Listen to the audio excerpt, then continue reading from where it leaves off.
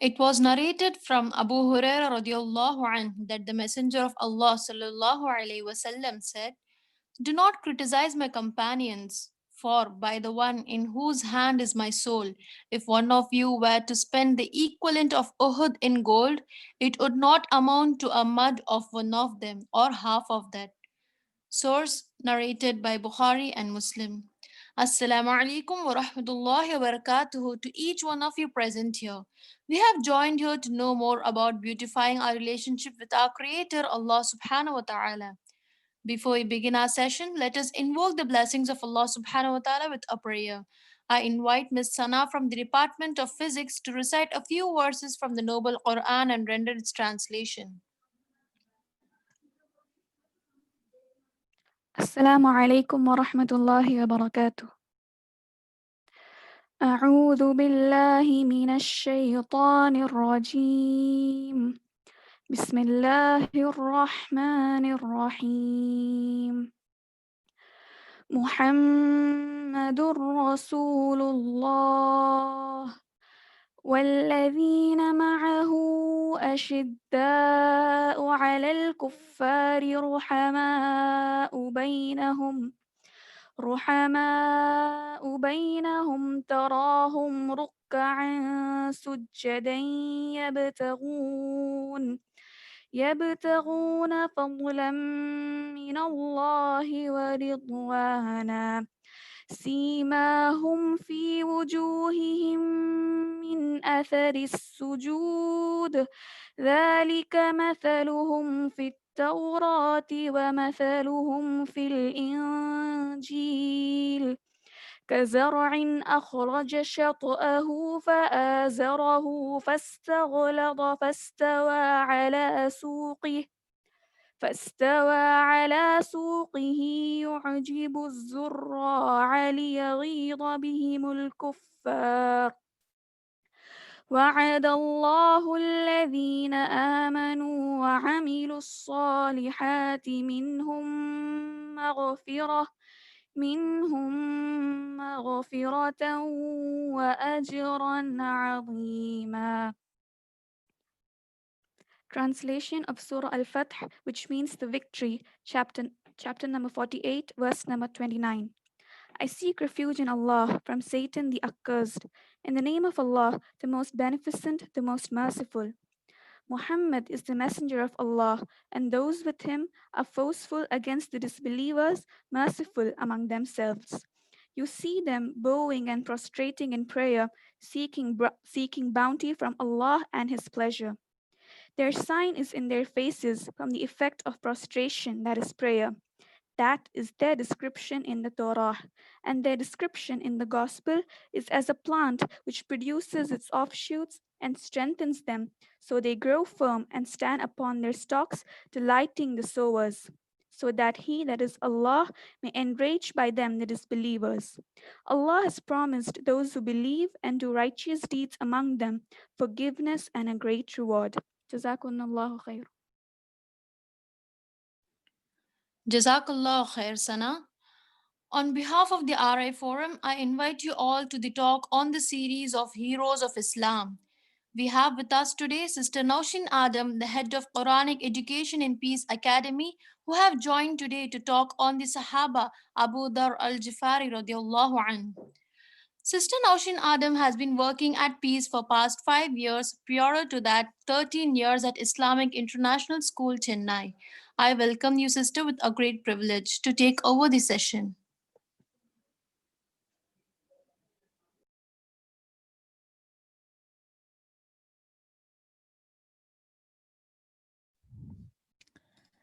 Jazakallahu khairan, sister. The sister who introduced me and the sister who rendered the translation and the khira of Surat Fatah, a part of Surat Al-Fatah. Alhamdulillahi Rabbil Alameen. Wassalatu wassalam ala Rasulillah wa ala alihi wa ashabi ajma'in. Rabbi shrahli sadri wa yassirli amri wahlul ukhdatam min lisani yafqahu qawli. Assalamu alaikum wa rahmatullahi wa barakatuhu to my dear sisters. Alhamdulillah, Alhamdulillah. We are here once again to learn about the great heroes of Islam. We are in this series of heroes of Islam, where Alhamdulillah, we will try and cover as many companions of Prophet Sallallahu Alaihi Wasallam as possible. Because who better than they can we emulate as our role models? Alhamdulillah, these are our real heroes whom we need to emulate in our lives, whom we need to take as examples in our day to day lives. Now, inshallah, today, sisters, I will be talking to you about this companion whose name is Abu Dhar al Ghifari radiallahu anhu. In some narrations, some people refer to him as Abu Zar. They use a Z. Okay, they use a Z to spell his name. But in many other books, this companion is known as Abu Dhar al Ghifari radiallahu anhu. Alhamdulillah, Alhamdulillah. I have chosen this specific Sahabi because probably he's not very well known, although he is one of the greatest people in righteousness. Subhanallah. He is not a very well known person. He is not Abu Bakr radiallahu anhu, or he is not Umar ibn al-Khattab radiallahu anhu. He is not Uthman bin Affan, and nor is he Ali bin Abi Talib. Neither does he comprise amongst the Asharatul Mubashirin. He does not come among the 10 companions who have been promised Jannah. Okay, he does not come under the ranks of the leader of the Shuhada, Hamza bin Abdul Muttalib. All right, but he is Abu Dhar al Ghifari radiallahu anhu, nevertheless a very important personality, and we need to learn a lot from his life. Alhamdulillah, Alhamdulillah. When I read about him, I learned a lot, and it made a great impact on me, and I thought that I should share this with you all, inshallah. So Abu Dhar al Ghifari radiallahu anhu, his actual name was Jundub ibn Junada. All right. His name was Jundub ibn Junada radiallahu anhu. Abu Dhar is his kunya. No, they always are known by their children's names. They have a kunya. So his kunya is Abu Dhar, and that is how he's most popularly known. Although his original name is Jundub ibn Junada radiallahu anhu. He is a person who accepted Islam from outside of Makkah. There is something which very profound statement which Prophet ﷺ has made, which refers to this great companion of ours. Prophet ﷺ has told us that there is no man whom the sky has shaded and who walks on top of the surface of the earth. No man who is shaded by the sky and who is above the earth, who is as truthful as Abu Dhar al-Ghifari radiallahu anhu. Subhanallah, this is such a great tribute to him, mashallah. You know how happy he would have been when he heard this? Because Prophet ﷺ says, he testifies, Rasul ﷺ, with his noble tongue, he testifies that Abu Dhar al-Ghifari radiallahu anhu is very truthful, mashallah. Okay, and Alhamdulillah, his name was Jundub ibn Junada radiallahu anhu. Now let us walk with him. Let us journey with him into the world of Islam. How he accepted Islam, how he led his life, and Alhamdulillah, how he passed away. And what lessons we need to learn from this great hero. Subhanallah. He's one of the people who belongs to the tribe of Ghifar. So that is why he is known as Al-Ghifari. Now, this Ghifar tribe, it's an offshoot of the Kinana tribe, and the people of the Ghifar tribe, they lived outside Makkah. They did not live in Makkah. They lived outside Makkah. In fact, they lived on the trade route between Makkah and Syria. All right. So every time a caravan of the Quraysh passes by, every time a caravan of the Quraysh leaves Makkah and it heads towards Syria, and when it's coming back from Syria back to Makkah, they have to pass by this tribe. They have to pass by the settlement of this tribe. And generally, this tribe were known as highway robbers. They were known as, bandits, dacoits, highway robbers. They used to stop every caravan passing by, and they used to try and loot the caravans. They used to, demand a particular share. They used to demand a percentage of the caravan's goods. And the people had no choice, the Quraysh had no choice but to give in to their demands. because it is like, nowadays how you have, I hope I'm not hurting anybody's sensibilities, but how you have the police people, right? Especially in India, in Chennai, you have these policemen, they'll demand one mamul. Okay, they'll demand one certain amount of money, they'll demand a certain amount of percentage of the sales to allow the local vendors, to allow the roadside vendors to have their stalls. And if that amount is not given to them, if that amount is denied to them, then they will just take the wares of the roadside vendor and throw them out. So what do the roadside vendors do? They know, okay, this policeman is coming, I better give something and finish with it. So they'll always give uncertain amount to the policeman and send him away. It is like that. I'm just giving you a reference. Okay. So this Ghifar tribe was that kind of a tribe where the people, whoever passed by, they would stop and they would willingly part with a portion of their profits. They would willingly part with a portion of their goods and their wares, so that they will be allowed a free passage going onward to Syria. And then when they're coming back from Syria, again a certain percentage of the goods is kept for this tribe so that they can come back to Makkah. And if any caravan refuses to pay the mamul, if any caravan refuses to pay what is demanded by the tribe, then that tribe loots them and plunders and tries to take away, tries to kill the people and tries to take as much as they can from this.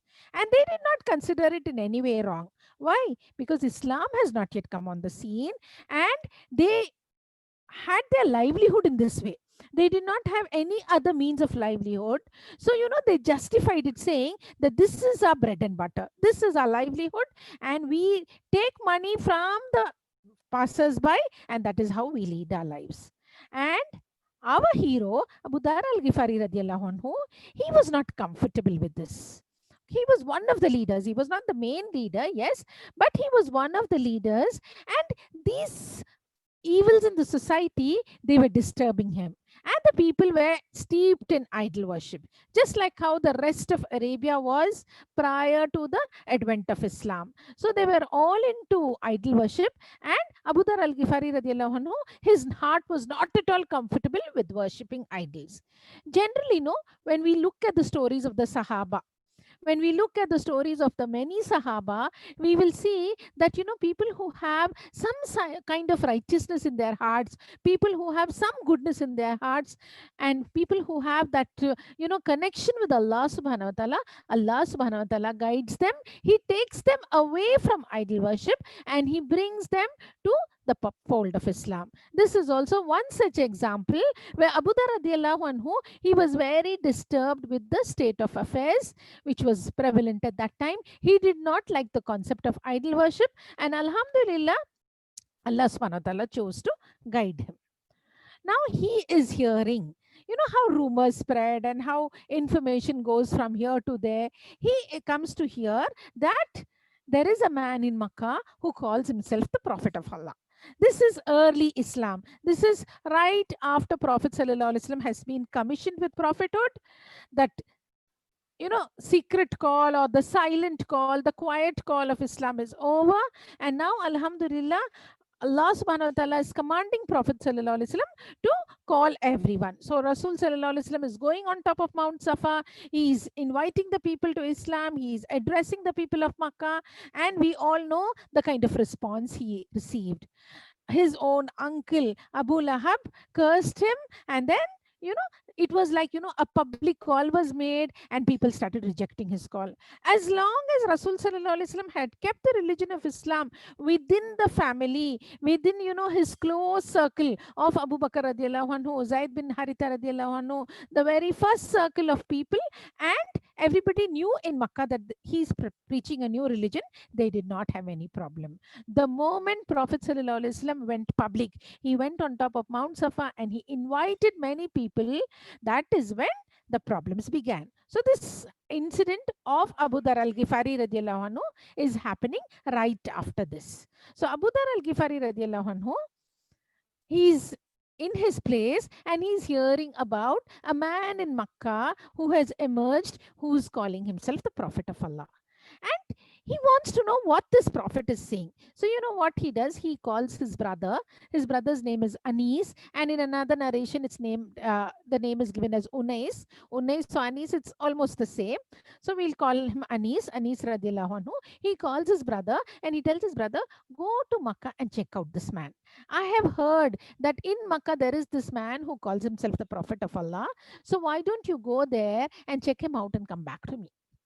Get whatever, gather whatever information you can about him and report back to me." So the brother goes to Makkah and returns. And when he returns, this is what he tells Abu Dhar al-Ghifari radiallahu anhu. He tells him that I have, heard him. I have spoken to him. It looks as if, there is nothing but the truth which emanates from his tongue.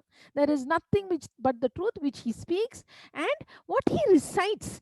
It is not mere poetry, because at that time, the the era was of poetry. People used to compose poetries and they used to have poetry competitions. The best poems will be hung outside the Kaaba.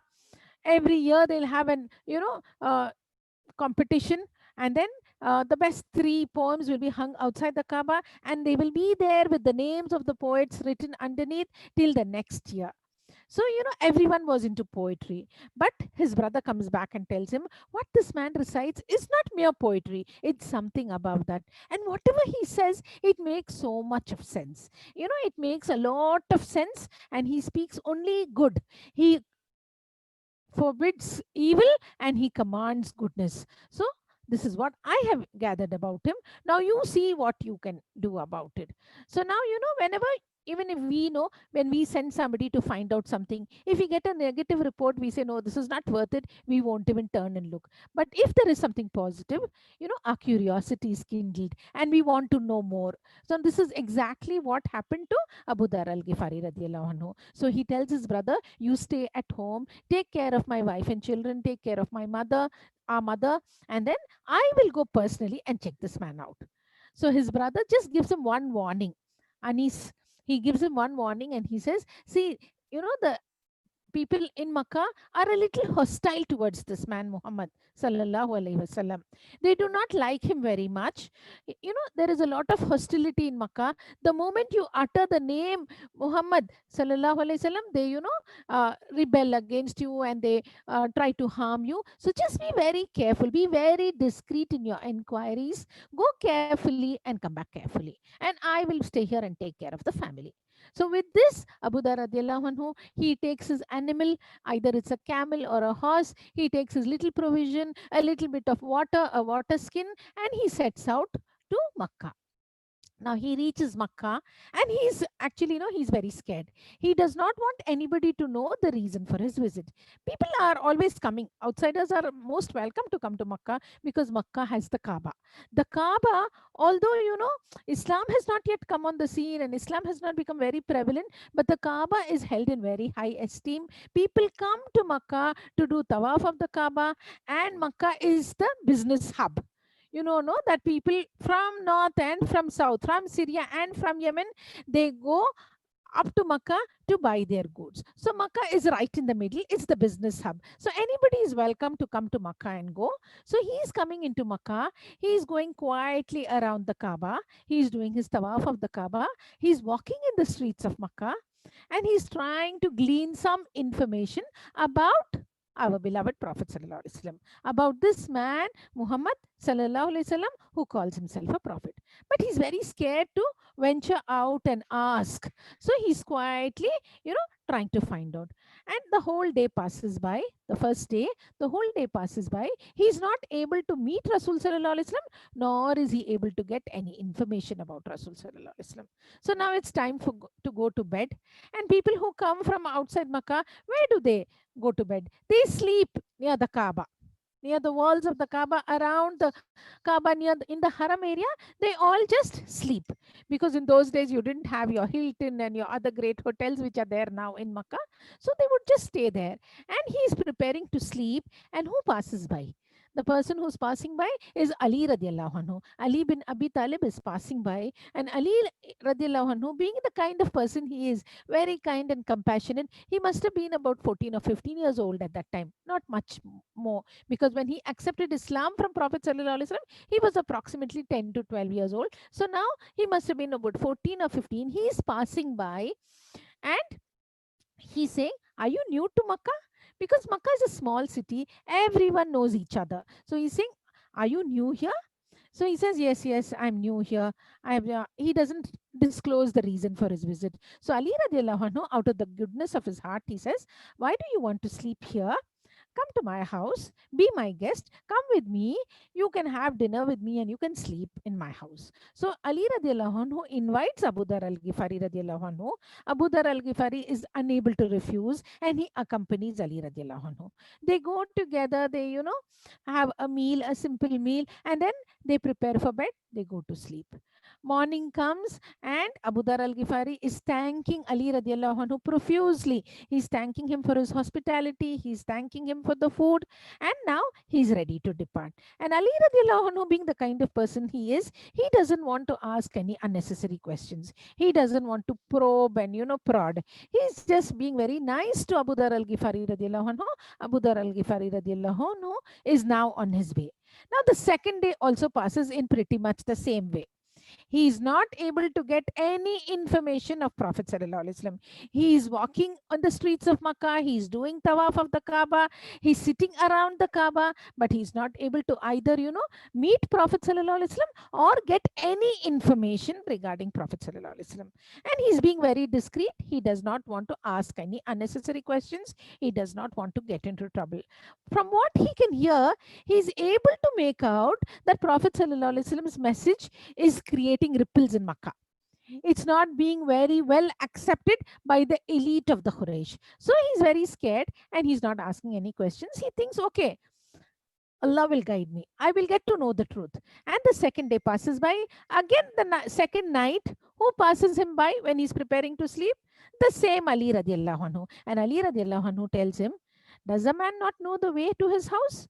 Which means, my house is just like your house. Why don't you come to my house and sleep there? And he is feeling very bad. He's saying, "No, I have already, taken your hospitality for one night, and I don't want to be a burden on you. I don't want to trouble you."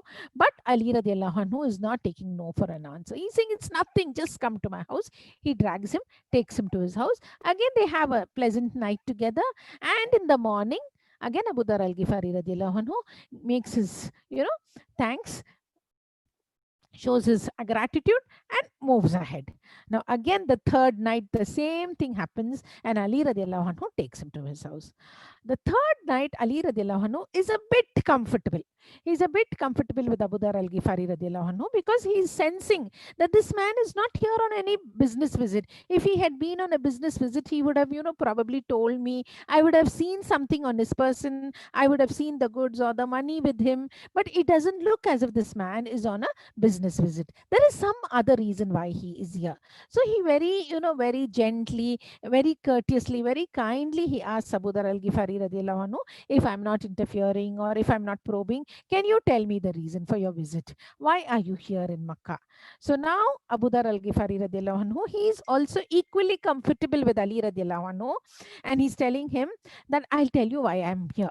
Except that, you must promise me that when you hear my reason, when you hear my intention, you're not going to harm me in any way." Because he does not know, Abu Dhar al Ghifari radiallahu anhu, he does not know who is a friend of Rasul sallallahu alaihi wasallam, who is a foe of Rasul sallallahu alaihi wasallam. So he's saying, "If you promise me that you will not harm me in any way, then I will tell you the reason for my visit." So Ali radiallahu anhu says, "Yes, you have my word." And you know how these Arabs are, no? They are people of their word. Whether they are believers or disbelievers, an Arab, when once he gives his word, he will keep up his word. It seems that before Islam came on the scene, there was one man who was searching for his father's murderer. He went searching. Okay. And then he came across a man and he said, "I'm looking for this person." So that man is saying, "Okay, if I tell you who that person is, or if I lead you to that person, what will you give me. So he's saying, you tell me what you want, I'll give you. But I'm looking for this particular so and so person because he has killed my father and I want to take his life. So this man is saying, will you spare me my life if I tell you who it is? So he says, yes, definitely. You have my word. No harm will touch you. And then he says that I am the person you're looking for.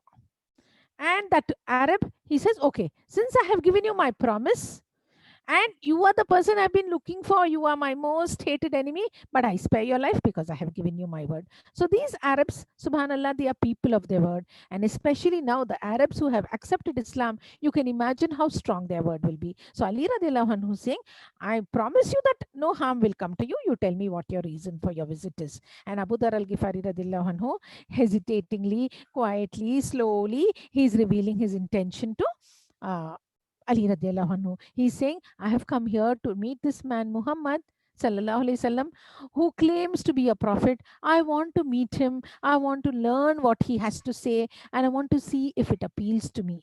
And you can imagine, sisters, you can really imagine how overjoyed Ali radiallahu anhu would have been, because Ali radiallahu anhu is one of the first believers. He's one of the, first children to believe. Subhanallah. He's the cousin of Prophet sallallahu alaihi wasallam. He's growing up in the household of Prophet sallallahu alaihi wasallam. His joy knew no bounds. He said, Subhanallah, I am the right person for you, and you are here with me. Alhamdulillah. I will take you to Rasul sallallahu alaihi wasallam first thing in the morning. You can meet him. But the kind of caution you have exercised, it's very good. The people of Makkah are really against Prophet sallallahu alaihi wasallam, and if you were to reveal your reason to anyone else, probably they would have tried to harm you. It's very good that you were kept very quiet and you exercised great caution. But in the morning, I will take you to Rasul sallallahu alaihi wasallam. Now, in the morning, Ali radiallahu anhu tells Abu Dhar al-Ghifari radiallahu anhu, I will walk much ahead of you. I will walk right in front, and you walk at a safe distance behind me. Let us not be seen together. Let us not be seen walking in the streets of Makkah together. I will walk further ahead. I will walk far ahead, and you walk at the safe distance behind me. If I sense any trouble, then I will just stop as if I'm adjusting my, the lace of my sandal, or I'm adjusting my clothes or something like that. I'm trying to set right my hair, something I'll do, and you should take the cue from that and you should move away. But if there is no danger, if I don't sense any danger, I will take you to the straight to the house of Prophet sallallahu alaihi wasallam. And Abu Dhar al-Ghifari radiallahu anhu, he accepted this, and mashallah, they went and they did not have any obstructions on the path, and alhamdulillah, they went straight to the house of Prophet sallallahu alaihi wasallam. And Rasul sallallahu alaihi wasallam is happy to meet this man, a man who has come from outside Makkah. The people of Makkah are shunning Rasul sallallahu alaihi wasallam. The people of Makkah are ridiculing him. But there are people who are outside of Makkah who are coming to know about his true message. Alhamdulillah, he speaks about Islam, and those 3 days when Abu Dhar al-Ghifari radiallahu anhu stayed around the Kaaba, he would fill his stomach with drinking a lot of Zamzam, it seems. Subhanallah, Zamzam is what it is drunk for. Alhamdulillah, he never felt hunger, it seems. Except, the night when Ali radiallahu anhu offered him a meal. Otherwise, he stayed the 3 days around Makkah drinking from the Zamzam. Alhamdulillah, he meets Prophet sallallahu alaihi wasallam. A few sentences Prophet sallallahu alaihi wasallam speaks to him, explaining to him the tenets of Islam and reciting a few verses of the Quran, and subhanallah, Islam enters his heart. Islam enters his heart, Iman enters his heart, and now he's very proudly and very nicely he's declaring the Shahada. He's saying, Inni ashhadu an la ilaha illallah wa ashhadu anna Muhammadar Rasulullah. Alhamdulillah, he has accepted Islam. And he says to Prophet sallallahu alaihi wasallam, Assalamu alayka ya Rasulullah. He says, I sent greetings of peace upon you, Ya Rasulullah. And Prophet sallallahu alaihi wasallam responds to him by saying, Wa alaikum assalam wa rahmatullah. So you know what the authors of the books say? The authors of the books which, record these events, what they say, that he was the first person to officially say salams to Prophet sallallahu alaihi wasallam. Although, the system of salam was there, but with this salam which Abu Dhar al-Ghifari radiallahu anhu gave to Prophet sallallahu alaihi wasallam, and with the response which Prophet sallallahu alaihi wasallam gave to him, it became a customary practice to exchange salams. Although we know that, Jibreel alayhi salam sent his salams to Khadija radiallahu anha, Allah subhanahu wa ta'ala sent his salams to Khadija radiallahu anha, they used to say salams to each other occasionally at an odd occasion. But from this time onwards, from the time that Abu Dhar al-Ghifari radiallahu anhu said salam to Prophet sallallahu alaihi wasallam, and when Prophet sallallahu alaihi wasallam responded to the salam, subhanallah, the system of exchanging salams became, a widespread custom. Alhamdulillah, until today, we know that saying salams to each other increases the love between believers. Alhamdulillah, when we say salams to each other and we respond to the salam, we are following the commandments of Allah subhanahu wa ta'ala. When we say salams to each other, we are wishing Allah subhanahu wa ta'ala's mercy and peace upon each other. This is the best gift a believer can give to the other believer. So accordingly, it seems Abu Dhar al-Ghifari radiallahu anhu was one of the first people to say Assalamu alayka ya Rasulullah, and Rasul sallallahu alaihi wasallam, he replied to him. Now, Abu Dhar al-Ghifari radiallahu anhu, being the young companion, being the young person, the kind of person he was, alhamdulillah, that, energy, that josh, now he wants to go and announce publicly that I have accepted Islam. This is the right religion. Sometimes when we understand something, we always think of the others. No, why can't they understand this? Why can't they make sense of this? This is such a simple thing. But only when Allah wills, the hidayah comes. That is something which we all know. But Abu Dhar al-Ghifari radiallahu anhu, he knew what Islam was. He understood what Islam was from Prophet sallallahu alaihi wasallam, and he immediately wanted to go and declare to everyone. Subhanallah. So he tells Rasul sallallahu alaihi wasallam, Ya Rasulullah, I'm going to go and stand in front of the Kaaba and I'm going to declare my shahada. I'm going to tell everybody, I'm going to tell the people of Makkah, I'm going to tell the Quraysh that, this is such a beautiful religion. This is something which everyone should accept. And Prophet ﷺ advises him, saying, please, don't do this. Probably this is not the right time. You do one thing, Alhamdulillah, I'm so glad that you have accepted Islam. You go back to your tribe, you stay there, and you continue the message. You give dawah to your people. But right now in Makkah, I don't think it's advisable for you to go and make an open declaration.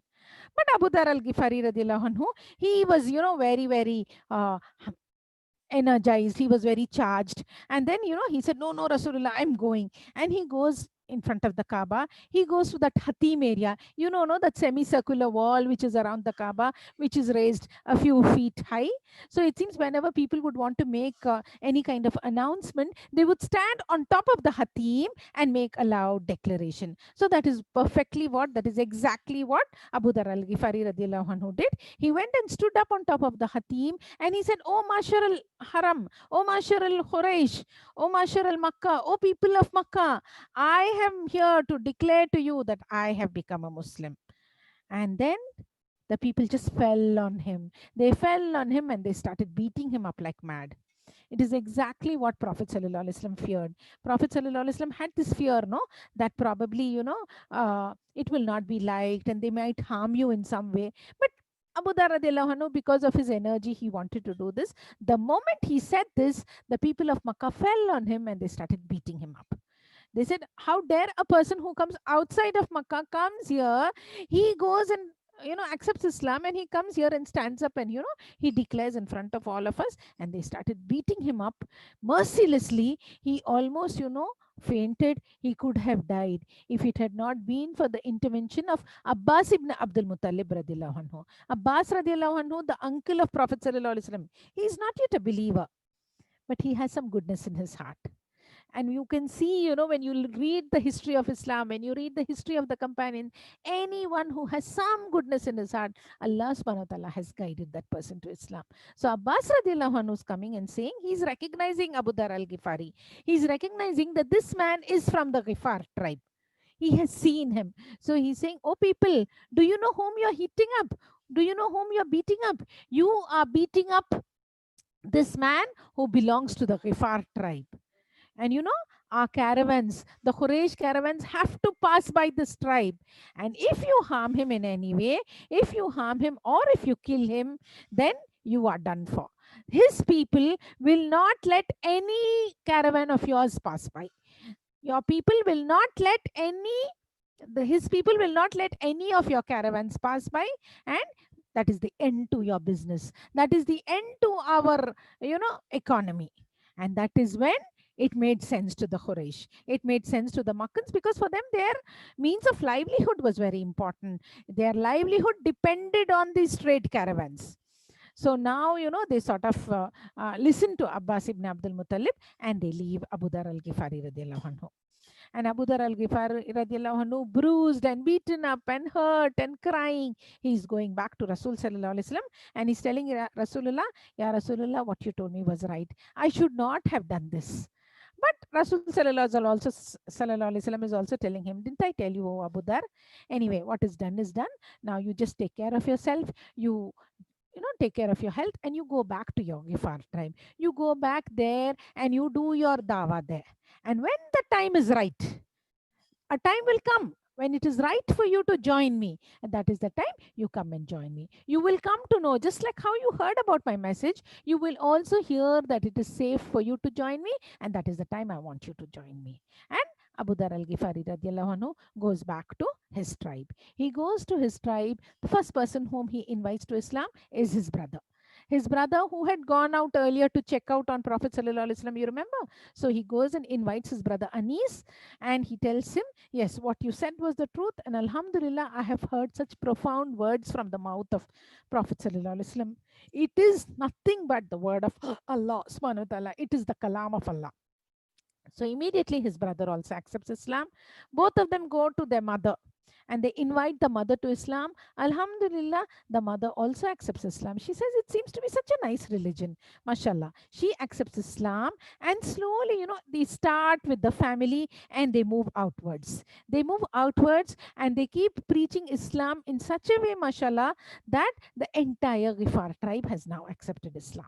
In a span of a few years, the entire Ghifar tribe has accepted Islam. And now what they are doing, the two brothers, Abu Dhar radiallahu anhu and his brother Anis al-Ghifari radiallahu anhu, both of them, they are moving outwards, and they are going to the Aslam tribe, the Banu Aslam tribe. They are inviting even their neighbors to Islam, subhanallah. Alhamdulillah. And slowly Islam is growing.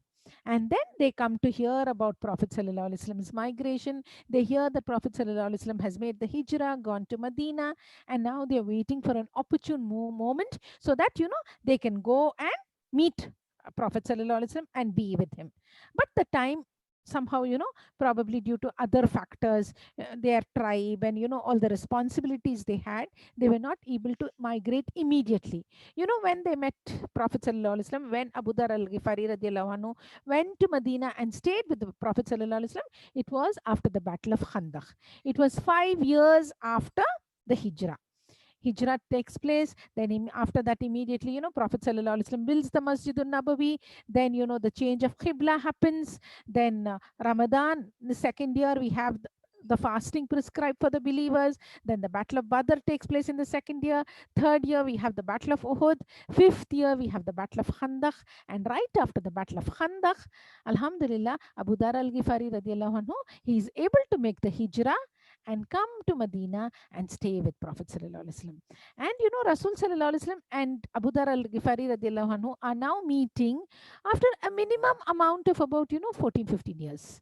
Because in the early stages, Abu Dhar al-Ghifari radiallahu anhu has accepted Islam. Prophet sallallahu alaihi wasallam, his prophethood in Makkah lasted for 13 years, and then he made the Hijrah, and now it's another 5 years.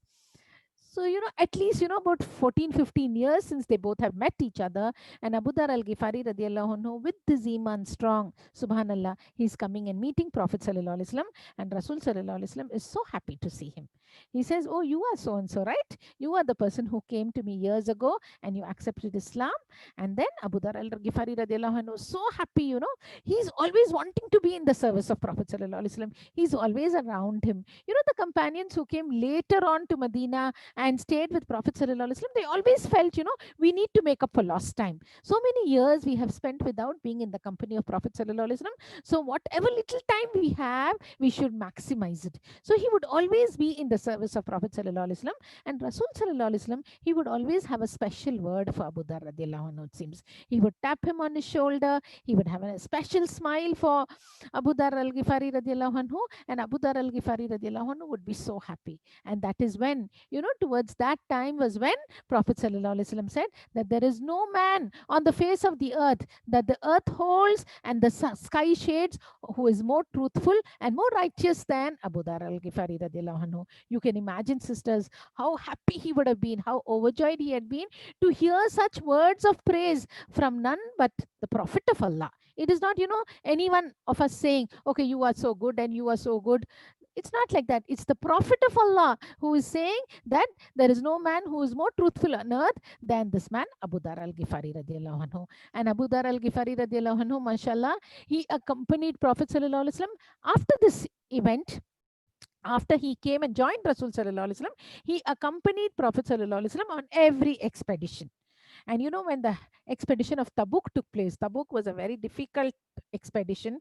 It was very hot, and many people could not go because of they could not provide a animal for themselves. And Abu Dhar al-Ghifari radiallahu anhu, he goes with his camel. He's a poor man. He's not very rich. He goes with his camel, and along the way, what happens? His camel becomes very weak. And he's thinking, I hope my camel can make it. I hope my camel can make it. If my camel just breaks down and if he's not able to move further, I'll have to come back. And the most important thing for me is that I be on jihad with Prophet Sallallahu Alaihi Wasallam. And finally, at one point of time, his camel slows down. He's not with the rest of the group. 30,000 soldiers are going accompanied by Prophet Sallallahu Alaihi Wasallam for the Battle of Tabuk. Everyone has gone ahead, and Abu Dhar al-Ghifari radiallahu anhu, he's lagging behind. Lagging behind, he's far behind. And people think, okay, some of them are not able to make it, they are not able to join us. He's waiting and waiting, and finally his camel gives up. He leaves his camel there and he goes on foot. He goes on foot. Can you imagine, sisters? He's walking all the way, only because he wants to be in jihad fi sabilillah with Prophet Sallallahu Alaihi Wasallam. And now finally, when he catches up with Prophet Sallallahu Alaihi Wasallam, Rasul Sallallahu Alaihi Wasallam and his companions are sitting there, and they can see a man approaching from far. And then the companions are excited. They're telling Rasulullah, Rasulullah, Rasulullah, one of those who has stayed behind, one of those who couldn't make it is now walking. He's walking and coming. From the distance, they're not able to recognize his face. And then what Prophet Sallallahu Alaihi Wasallam says? Kun Abu Dhar, Kun Abu Dhar, which means, I hope it is Abu Dhar. Let it be Abu Dhar. That much he longed for Abu Dhar radiallahu anhu to be part of this, so that he will be able to get the reward. Alhamdulillah, and it was Abu Dhar radiallahu anhu. So he came he came on foot. He walked from a certain distance up until he met Prophet Sallallahu Alaihi Wasallam, and mashallah, he participated in the jihad. And then after this, what happened? He stayed with Prophet Sallallahu Alaihi Wasallam till the death of Prophet Sallallahu Alaihi Wasallam. But one thing about Abu Dhar al-Ghifari radiallahu anhu, he always focused on the akhirah. Alhamdulillah, Alhamdulillah. Most of the companions, all of the companions, they focused on the akhirah. They did not give any importance to the dunya. That is why Prophet Sallallahu Alaihi Wasallam is referring to himself and his companions as the best of generation. If Rasul Sallallahu Alaihi Wasallam has said, this is the best of generation, there must be something to it. This is the best of generation. But you can see, when we read the history, we can see companions who have been rich and who have been, who are spending a lot in the cause of Islam, mashallah. They are good businessmen and doing so many things, mashallah, as well as doing their ibadah and staying on the path of Islam, participating in jihad, every single thing.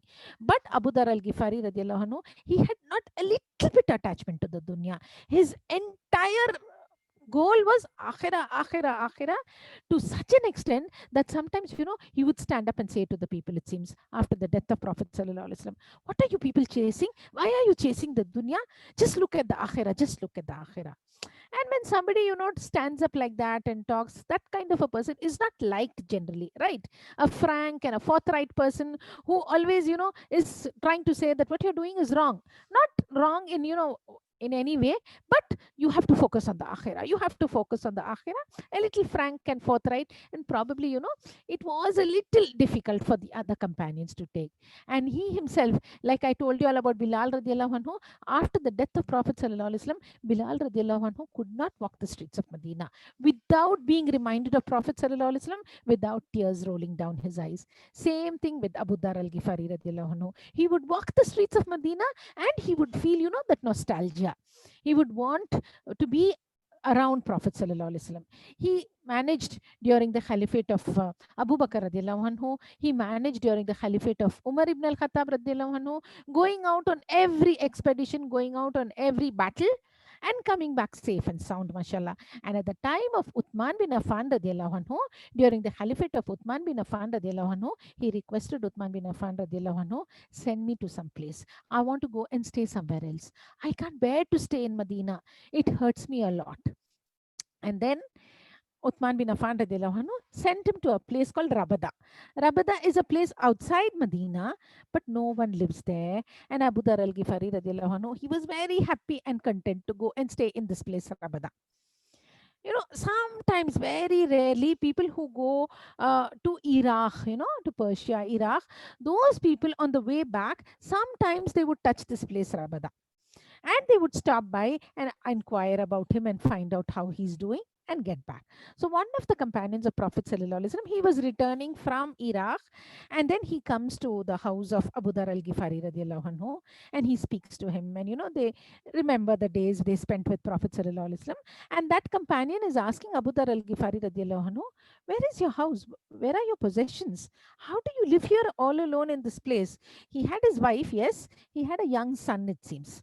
Okay, one narration says he had a young son, and another narration says that it was only him and his wife. Allah knows best. So he said, where's your family? Where's your house? Where are your possessions? And then he takes him to his house.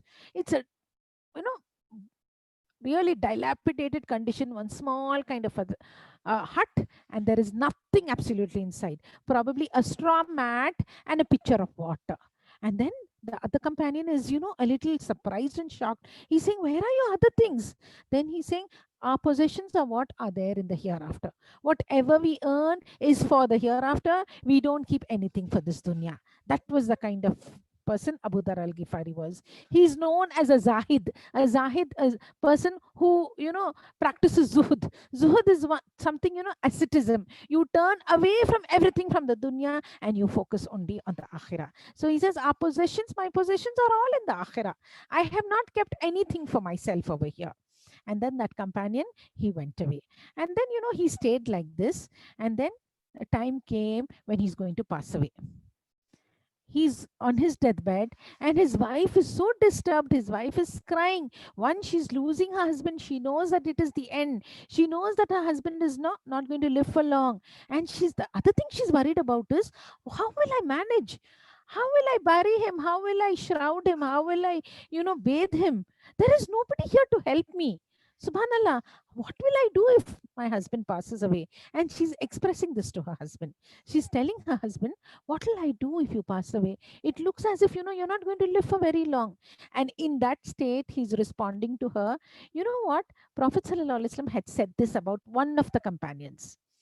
We were all around Prophet ﷺ in Medina, and he had said about one of the companions that there is a companion of mine. Rasul ﷺ is not mentioning by name. He's saying there is a companion of mine who is amongst the people over here. He will live alone, he will die alone, and he will be resurrected alone. And I know the companions who were around Prophet ﷺ, and many of them have already passed away in Medina. Many of them who were around Prophet ﷺ at that point when Rasul ﷺ said these words, many of them have passed away. They were the ones who lived in Medina and they had died in Medina. So probably Rasul ﷺ was referring to me, that there is a companion of mine who will live alone, who will die alone, and who will be resurrected alone. And I think it is me. So don't worry. Allah's help will come to you. If Prophet ﷺ has said this about me, Allah subhanahu wa ta'ala will send his help to me. And subhanallah, he said those words and he passed away. And then this wife, she's distraught. She's worried. She's crying. And then she's waiting at the doorstep of her hut, waiting for some passerby to come.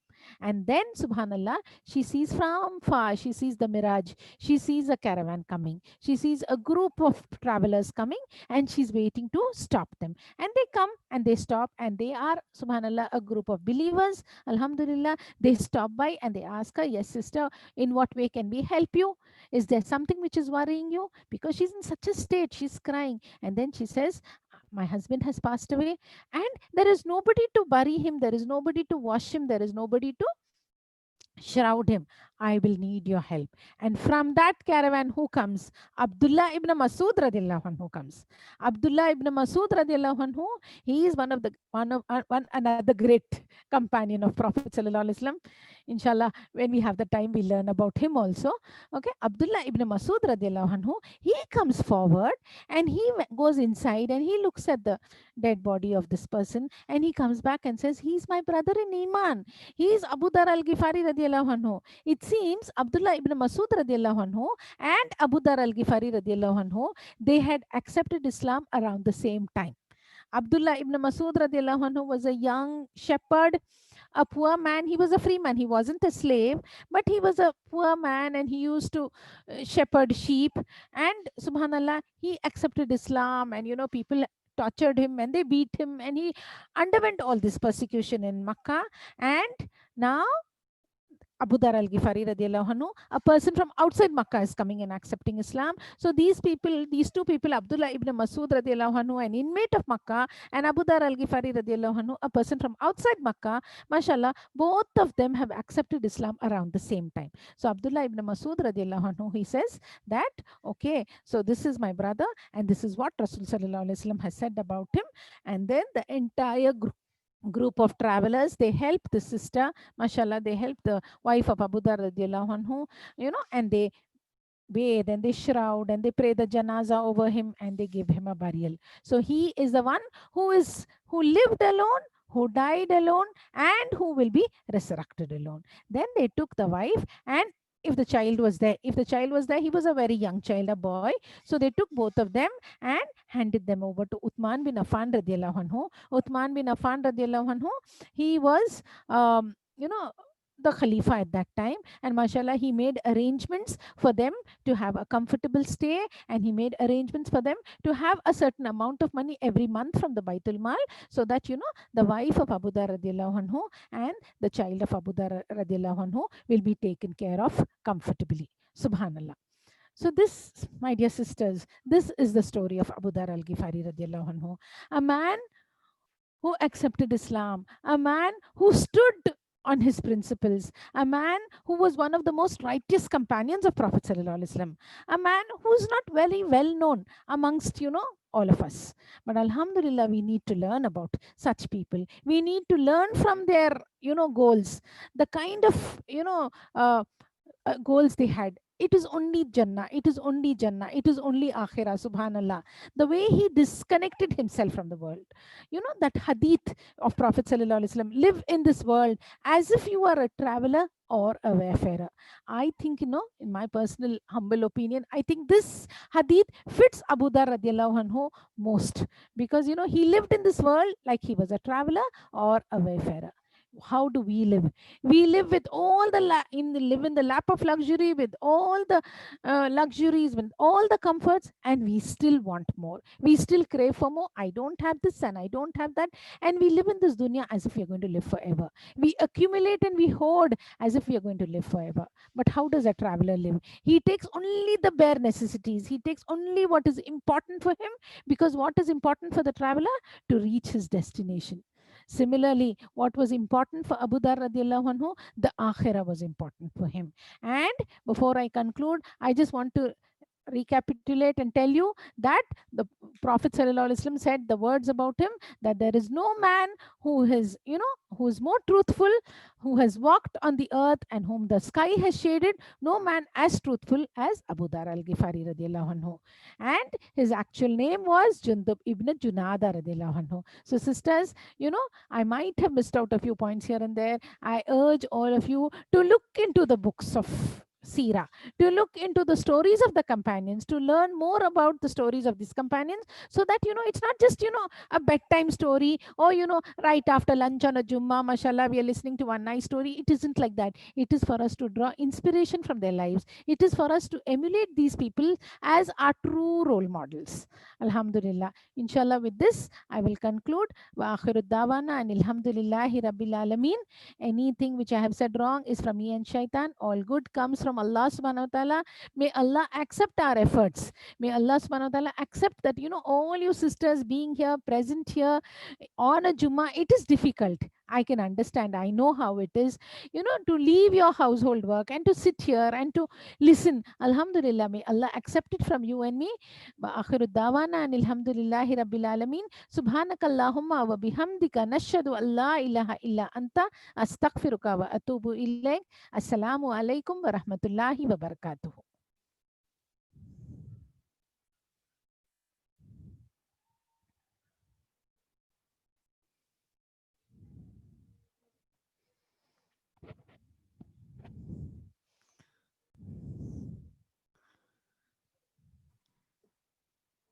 Assalamu alaikum. Thank you so much, sister, for that influential session and sharing with us the journey of the hero of Islam, Abu Dhar al-Jifari radiallahu anha. Jazakallah khair.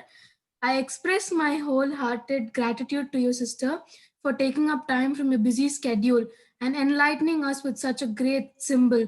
Jazakallahu khairan. At last, Jazakallah khairan to all of these who gain knowledge. We will end the session. Subhanakallahumma wa bihamdika nashhadu an la ilaha illa anta astaghfiruka wa atubu ilayk. Assalamu alaikum wa rahmatullahi wa barakatuhu. We may all leave. You can all leave the meeting.